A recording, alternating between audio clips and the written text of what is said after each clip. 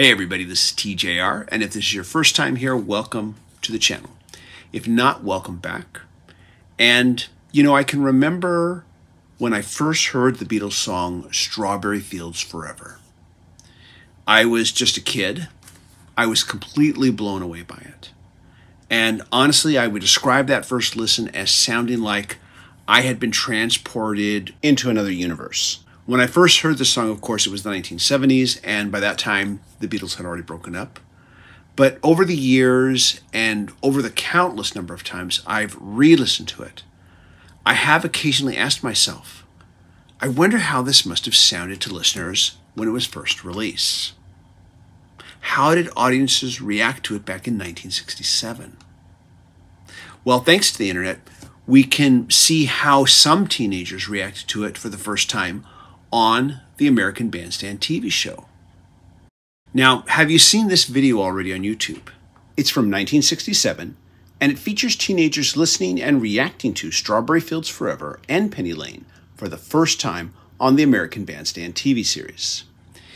It is, to say the least, a very interesting watch, and this is mostly because of how divisive the response was on that day back in 1967. Now, fast forward to today, and you will find that most music fans who grew up in and around what is now referred to as the classic rock era to be pretty unanimous in their opinion that these two songs are landmark Beatle classics. Two classics that upon their release not only challenged every notion of what defined their sound up to that point, but also demonstrated a huge shift upwards in their skills as songwriters. So, this makes looking back at this clip from 1967 all the more interesting to talk about. But first, for you youngsters out there, a little bit of history. American Bandstand was an American music performance TV series. It premiered in 1952. It ran for over 30 years. And from 1957 until its final season, it was hosted by the now legendary Dick Clark, who was also the show's producer. The series featured teenagers dancing to contemporary top 40 hits of the day, and also featured in-studio appearances by the hit makers of the day, lip-syncing to their current hits. Yeah, I know, shocking. But the truth is that most TV studios during this time period were not set up for live performance, although there were some exceptions. Meanwhile, a few years prior to the release of the Sgt. Pepper's album, the Beatles' songwriting had already been steadily maturing. Now, I could probably make a separate video dedicated to tracing that growth, but most fans will agree that this growth becomes more apparent with the release of the two albums that preceded Sgt. Pepper, and that's Rubber Soul and Revolver. Of course, writing and recording songs that featured more complex arrangements alongside a more diverse array of musical instrumentation, while artistically satisfying, also provided certain frustrations as a touring live band, as the Beatles weren't able to perform a lot of these new songs live as just a four-piece. In addition, there was the added frustration of not being able to even hear themselves while playing in front of crowds of screaming fans. For this reason and numerous others that I won't get into here, live touring had definitely taken its toll on the Fab Four, and they made the decision to stop touring and to just be a recording band. This decision to step away from touring was followed by a quiet period where they sequestered themselves in the recording studio and basically kept a low profile for several months. Dick Clark mentions this before introducing the Beatles' two new songs, Strawberry Fields Forever and Penny Lane. And let's play some of that right now.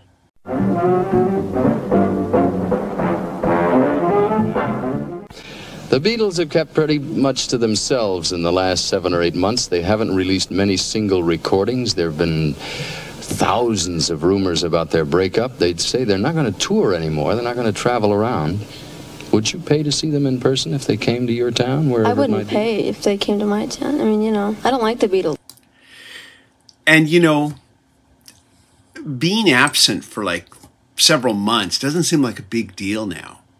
But back then, this was mostly unheard of for any popular music artist of the day and would have been considered foolish from a career standpoint.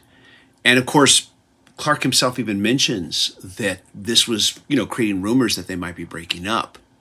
Now, taking a break like this definitely made the Beatles record label unhappy with them, and they were pressuring them for some new product they could sell. And this is why both Strawberry Fields Forever and Penny Lane were never included in the Sgt. Pepper album and were instead released as a double-sided A single. Released alongside both tracks were 2 promotional films, what we now call music videos, for each song. Part of the reason for the creation of these 2 films was so that the Beatles wouldn't have to make promotional appearances on TV shows like American Bandstand.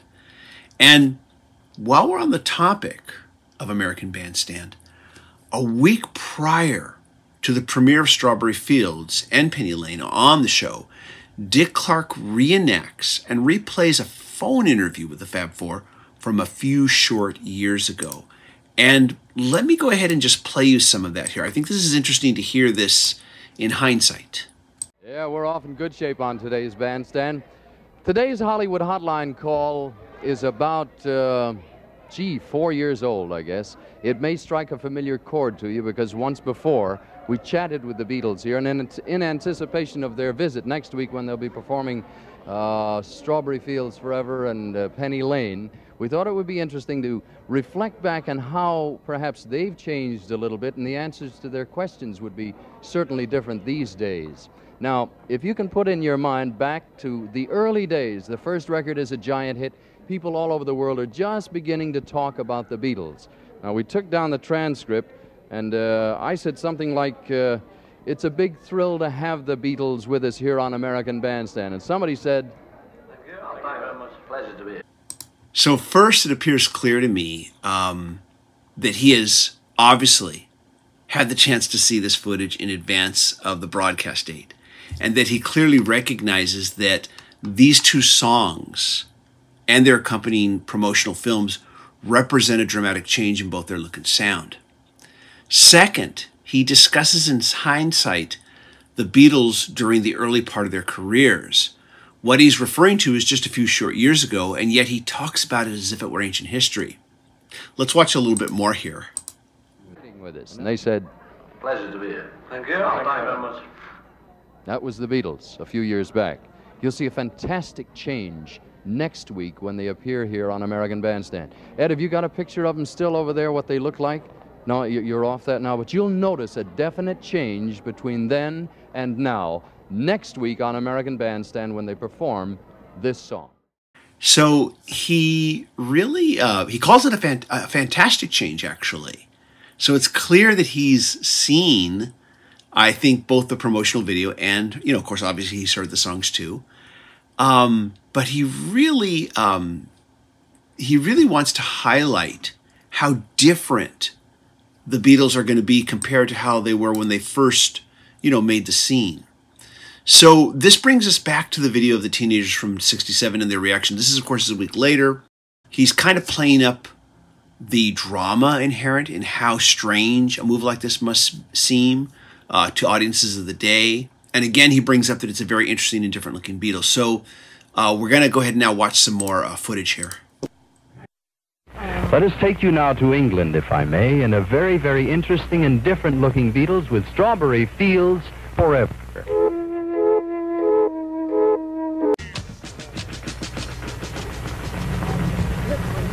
Now, we'll just keep looking at this for a second. Then I want to get your impression of what you've just seen as they slowly fade away. What did you think of that? That is great. What did you think? I don't like their hair. Their mustache. You didn't dig the mustaches, huh? What was your comment? I don't know, they look older and it ruins their image, really. Mm-hmm. How did you feel? That was funny. And you? I liked it. They're ugly. Their mustaches were weird. How about back here? I think they went out with a twist. Look like grandfathers or something. Something, man? Look like somebody's grandfather. But they looked okay. Look good. Interesting.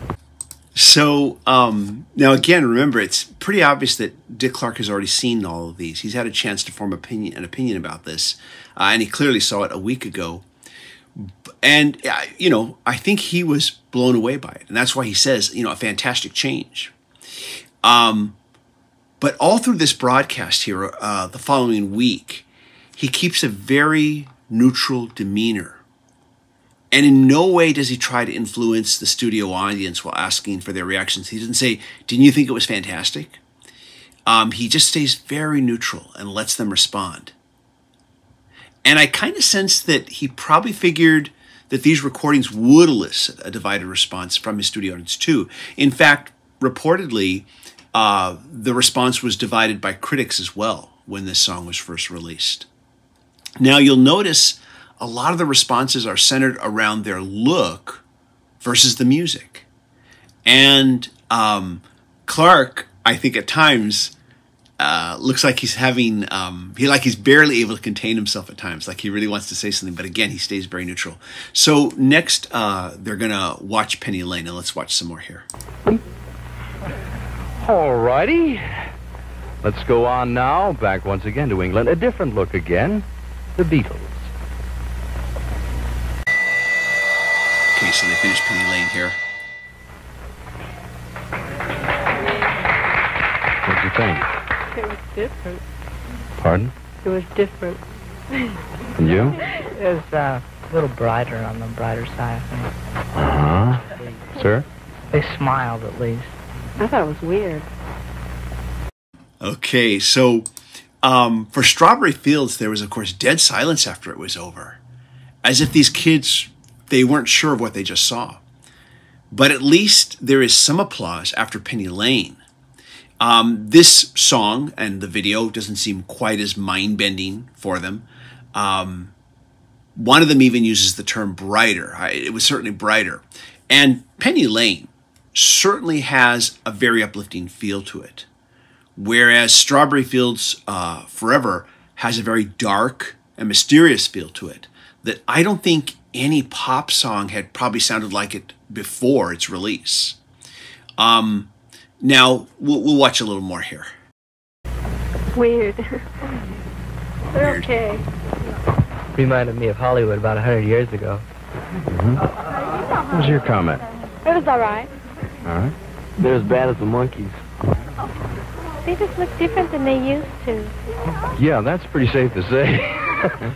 Did I speak to you? What was your impression? I thought they looked good. It was a change. Change? They have a right to look any way they want. Yeah. So finally, at the end here, some kids speak out in defense. There's been a lot of negative response here. Again, most of it regarding their appearance. And I'm going to talk about that, analyze that a little bit here. But finally, at the end, we get some kids who say, you know, one of them says they can look any way they want, and there's some applause. And let's just get the end here. Mick Jagger. All right. How about the... Let's take our camera down in this row. I'm going to have to reach real long. The young lady here, the short hair. They just look entirely different. What you think of it? These are all right. Not much of a change. And then, of course, finally, we get this one kid just goofing with everybody, saying not much of a change after all that. You know, there was that first kid who, without any hesitation, said, "I think it's great." And you could see this like spark in his eyes when he looks at that, when he talks about it. But again, mostly there were all these kids who appeared to be very put off.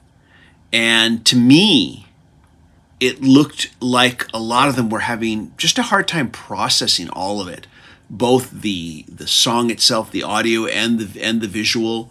And if you think about how the pop music scene of the day sounded before the release of Strawberry Fields, it's really not hard to see why. And I would have to say you really can't blame them. After all, the ending to Strawberry Fields is very avant-garde sounding. Even now, it's very avant-garde. And quite frankly, I always thought it sounded very macabre. So I can see where this, combined with their new look, could have been very off-putting, if not even on subconscious level, kind of frightening.